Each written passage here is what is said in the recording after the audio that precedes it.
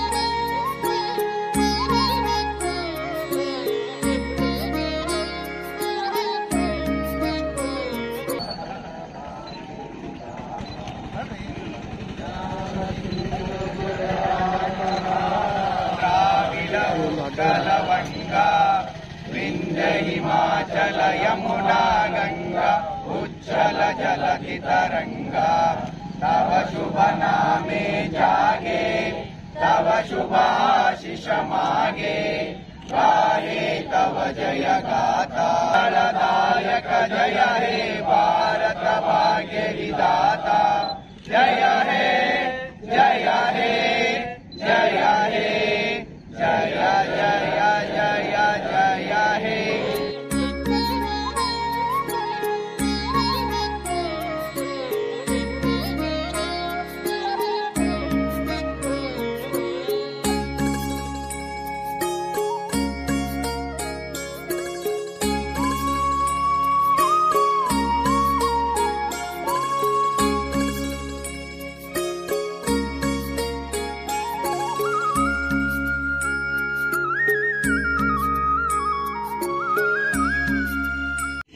ಇವತ್ತೇನು ಗಂಗಾವತಿಯಲ್ಲಿ ನಾನು ಶಾಸಕನಾದ ಮೇಲೆ ಇವತ್ತು ಕನ್ನಡ ಸಾಹಿತ್ಯ ಪರಿಷತ್ತಿನ ಜಿಲ್ಲಾ ಮಟ್ಟದ ಸಮ್ಮೇಳನ ಆಗ್ತಾ ಇರುವಂತದ್ದು ನಿಜವಾಗ್ಲೂ ಕೂಡ ನಾನು ಮಾಡಿಕೊಂಡಿರುವಂತ ಪುಣ್ಯ ಅಂತ ಹೇಳಿ ನಾನು ಭಾವಿಸ್ತಾ ಇದ್ದೀನಿ. ಈ ಒಂದು ಕಾರ್ಯಕ್ರಮವನ್ನ 2 ದಿವಸಗಳ ಕಾಲ ಇವತ್ತು ಮತ್ತು ನಾಳೆ ಒಂದು ಯಶಸ್ವಿಯಾಗಿ ನಡೆಸೋದಕ್ಕೆ ಇವತ್ತು ನಾವು ಮೆರವಣಿಗೆ ಮೂಲಕ ಅನಂತರ ಕಾರ್ಯಕ್ರಮಗಳಾಗಿರ್ಬೋದು ಎಲ್ಲ ಒಂದು ಅಚ್ಚುಕಟ್ಟಾಗಿ ವ್ಯವಸ್ಥೆಗಳಾಗಿದೆ ಅನ್ನುವಂತ ವಿಶ್ವಾಸ ನನ್ನಲ್ಲಿದೆ. ಮತ್ತೆ ಈ ಒಂದು ಕಾರ್ಯಕ್ರಮ ದೊಡ್ಡದಾಗಿ ಇವತ್ತೇನು ಅಂತಂದ್ರೆ ಒಂದು ಕನ್ನಡದ ಒಂದು ಅಭಿಮಾನ ಅನ್ನೋದನ್ನ ಕೇವಲ ಮಾತುಗಳಲ್ಲಿ ಮಾತ್ರ ಅಲ್ಲ, ಆಚರಣೆಯಲ್ಲೂ ಕೂಡ ಒಂದು ನಾವು ನಿರೂಪಿಸಿಕೊಳ್ಳುವುದಕ್ಕೆ ಇವತ್ತು ಇಡೀ ನಮ್ಮ ಕರ್ನಾಟಕದಲ್ಲಿ ಸುಮಾರು 110 ವರ್ಷಗಳ ಇತಿಹಾಸ ಇರುವಂತಹ ಕನ್ನಡ ಸಾಹಿತ್ಯ ಪರಿಷತ್ ಇವತ್ತು ಇಡೀ ನಮ್ಮ ರಾಜ್ಯದಲ್ಲೆಲ್ಲ ಸಾವಿರಾರು ವರ್ಷಗಳಂದ್ರೆ ಸುಮಾರು 2,500ಕ್ಕೂ ಹೆಚ್ಚು ವರ್ಷಗಳ ಇತಿಹಾಸ ಇರುವಂತ ಒಂದು ಕನ್ನಡ ಭಾಷೆ. ಇವತ್ತು ಇಡೀ ನಮ್ಮ ದೇಶದಲ್ಲಿ ಅತ್ಯಂತ ಒಂದು ಪ್ರಾಮುಖ್ಯತೆಯನ್ನು ಪಡ್ಕೊಂಡಿರೋದು ಮಾತ್ರ ಅಲ್ಲ, ಇಡೀ ವಿಶ್ವದಲ್ಲಿಯೂ ಕೂಡ ಪ್ರತಿಯೊಬ್ಬ ಕನ್ನಡಿಗರಂತ ತಕ್ಷಣ ಹೆಮ್ಮೆ ಪಡುವಂತ ಒಂದು ವಿಚಾರ.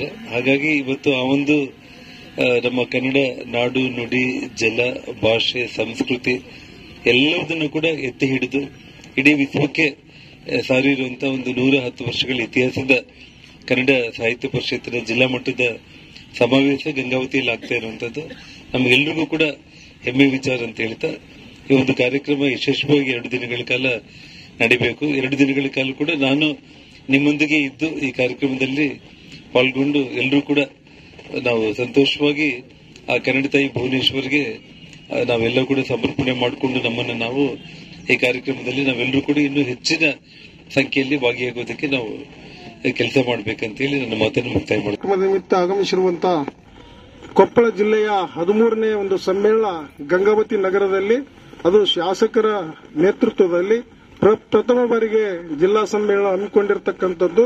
ಇಡೀ ಕೊಪ್ಪಳ ಜಿಲ್ಲೆಯ ಕನ್ನಡ ಮನಸ್ಸುಗಳು, ವಿಶೇಷವಾಗಿ ಗಂಗಾವತಿ ಜನರಿಗೆ ಬಹಳ ಸಂತೋಷ ಅಂತಕ್ಕಂಥ ಮಾತನ್ನು ಈ ಸಂದರ್ಭದಲ್ಲಿ ಹೇಳ್ತಾ, ಇವತ್ತೇನು ಧ್ವಜಾರೋಹಣ ಕಾರ್ಯಕ್ರಮ ನಿಮ್ಮೆಲ್ಲರ ಉಪಸ್ಥಿತಿಯಲ್ಲಿ ಸಮ್ಮುಖದಲ್ಲಿ ಅತ್ಯಂತ ವಿಜೃಂಭಣೆಯಿಂದ ಜರುಗಿತು. ಒಳ್ಳೆಯ ಆರಂಭ ಒಳ್ಳೆಯ ಕೊನೆ ಆಗುತ್ತಂತಕ್ಕಂಥಕ್ಕೆ ಈ ಒಂದು ಧ್ವಜಾರೋಹಣ ಕಾರ್ಯಕ್ರಮ ಸಾಕ್ಷಿಯಾಗಿದೆ. ಈಗಾಗಲೇ ಮಾನ್ಯ ಶಾಸಕರು ಹೇಳಿರುವಂತೆ ಕನ್ನಡ ಸಾಹಿತ್ಯ ಪರಿಷತ್ತು ಸ್ವಾತಂತ್ರ್ಯ ಪೂರ್ವದಲ್ಲಿ ಹುಟ್ಕೊಂಡು ಸ್ವಾತಂತ್ರ್ಯ ಎಷ್ಟು ಮುಖ್ಯನೋ ಭಾಷೆನೂ ಅಷ್ಟೇ ಮುಖ್ಯ ಅಂತಕ್ಕಂಥ ಕಳಕಳಿಯೊಂದಿಗೆ ಆವತ್ತಿನ ರಾಜರಾಗಿರುವಂತಹ ಶ್ರೀಯುತ ನಾಲ್ವಡಿ ಕೃಷ್ಣರಾಜ್ ಅವರು, ದಿವಂಗತರಾಗಿರುವಂತಹ ಸರ್ ಎಂ ಇಸ್ಮಾಯಿಲ್ ಅವರು, ಅದಕ್ಕಿಂತ ಬಹಳ ಮುಖ್ಯ ಅಂತಂದ್ರೆ ಸರ್ ಎಂ ವಿಶ್ವೇಶ್ವರಯ್ಯನವರು ಇದಕ್ಕೆ ಮೂಲ ಕಾರಣ ಅಂತ ಹೇಳ್ಬೋದು. ಅವರು ಒಂದೇನು ಉದ್ದೇಶ ಗುರಿ ಇಟ್ಟುಕೊಂಡು ಪರಿಷತ್ ಕಟ್ಟಿದ್ದಾರೆ, ಆ ಒಂದು ಇತಿಹಾಸ ಸಾಹೇಬರು ಹೇಳಿದ್ದಾರೆ. ಕನ್ನಡ ಭಾಷೆಗೆ ಏನು ಇತಿಹಾಸ ಇದೆ, ಜೊತೆಗೆ ಶಾಸ್ತ್ರೀಯ ಮಾನಸ ಸಿಕ್ಕಿದೆ, ಅನೇಕ ಗ್ರಂಥಗಳಿದಾವೆ, ಮಹಾನ್ ಕವಿಗಳನ್ನು ಹೊಂದಿದೆ.